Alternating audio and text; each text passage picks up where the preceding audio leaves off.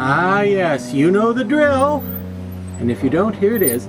It's time once again to look at another cool old Halloween mask here in the Mask Fan Attic with me, that guy with all the masks. Now tonight's mask here in the Mask Fan Attic is a great one that's been an old friend of mine for many years now, and was kind of one of my favorites back in you know, the 17th century.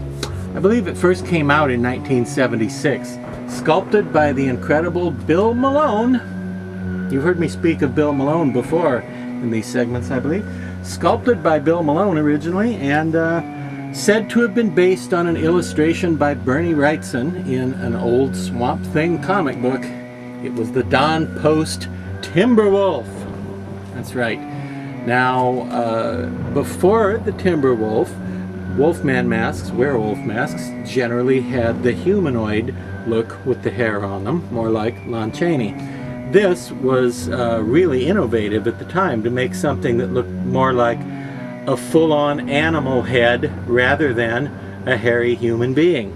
This was really distinctive and progressive and creative and cool, and everybody loved it. And it was available throughout the late 70s and into the 80s, and then reissued with some variations in the late 80s. It made a comeback with bigger ears and a little bit different hair.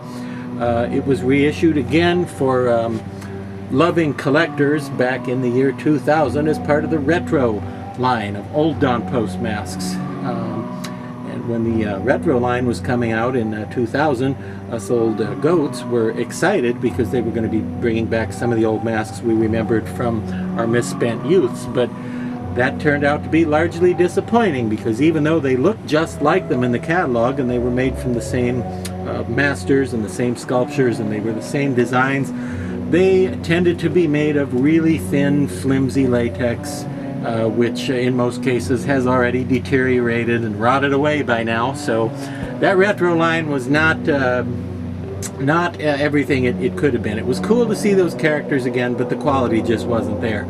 Whereas back in the 1970s, they were of amazing quality. Now, this is the first sculpture of the Timberwolf, and how do I know that? Because, well, he's a little smaller, and they quickly resized him to make him a little bigger.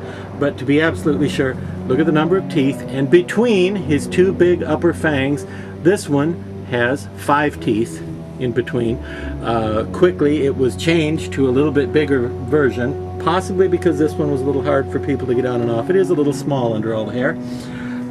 Changed to a second sculpture that looked just like it, except for one thing, it had only 4 teeth between the fangs. The teeth were a little bigger, a little more blunted looking, a little less sharp and dangerous. And overall, the later sculptures to me never had as much character, never had as much power, as much ferocity as this really intense and feisty looking first version. Another variation was the hair.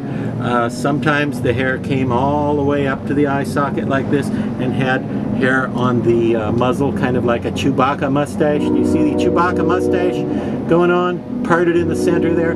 Sometimes they had that, and sometimes they didn't have hair there, and the hairline was back much further, exposing the cheekbone and the brow, which would just be painted latex. So a lot of variants over the years. The Timberwolf was offered in 3 colors: black, white, and gray. The gray, I think, being the most popular because it looked the most like a wolf.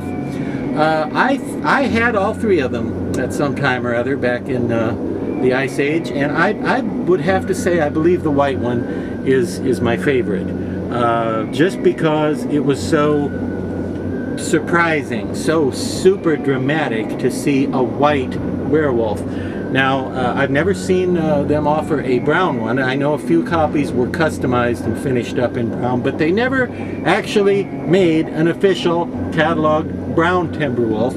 I guess because most of the time the Timberwolf was available, they had some other type of Wolfman mask, and that would be brown, and I guess they felt like that, you know, fulfilled the need for a brown werewolf character, so they didn't do a brown Timberwolf. So if you see a brown Timberwolf, it was one that was custom finished and isn't, you know, straight up from Don Post out of the catalog. I had a black one that had the hair just like this, all the way up to the face and covering, and just like with the white one, they stopped doing that pretty quickly and took the hairline back farther. I don't know. Somebody said that's because it saved money on hair, but I'm thinking it's just as likely that they cut back on the hair because of the time it took to apply all that extra hair. So it may not have been a cost-cutting measure literally, like to save on hair, as much as a cost-cutting measure in the sense of time is money, people. And the old Timberwolf here has turned up.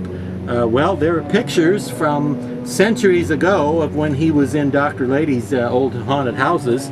He would sometimes be just a werewolf like he's intended to be, and sometimes he would be a space creature. He would be an alien because you know, I love the Star Wars cantina sequence, and that was something we would do at the haunted house every year when I was young, is we would always have a Star Wars cantina sort of tribute scene in there. And the Timberwolves made good aliens. Now there were even hands. Let me show you the hands. The hands were the same hands that were sold as Wolfman hands in brown. Not the first edition Wolfman hands. There were other Wolfman hands before these, but by this time the Wolfman hands they were selling were brown, but were from this same mold. And they also had gray Timberwolf hands.